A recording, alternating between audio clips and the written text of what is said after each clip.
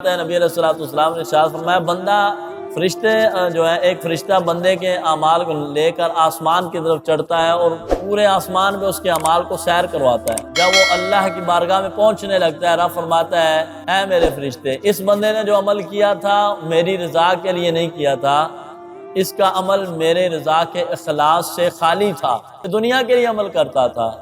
لہذا اس کے عمل کو دوزخ میں سجین کے اندر ڈال دو۔ ایک اور فرشتہ بندے کے نامہ اعمال کو لے کے چڑھتا ہے آسمانوں کی طرف، وہ چڑھتا ہے یہاں تک کہ اس کے اعمال کو پورے آسمان میں سیر کرواتا ہے۔ جب وہ رب کی بارگاہ میں پہنچنے لگتا ہے رب فرماتا ہے اس کے اعمال کو میرے پاس لے آؤ، کیونکہ اس نے جو بھی عمل کیا اخلاص کے ساتھ میری رضا کے لیے کیا، لوگوں کے لیے نہیں کیا، لہذا اس کو جنت میں اعلیٰ علیین کی جگہ جو ہے نا وہاں اس کے اعمال کو جگہ عطا فرماؤ۔ اعلیٰ علیین پتہ لگا عمل میں اخلاص شرط ہے، اگر عمل میں ریاکاری ہے تو عمل ضائع ہے، وہ عمل آسمانوں پہ نہیں پہنچے۔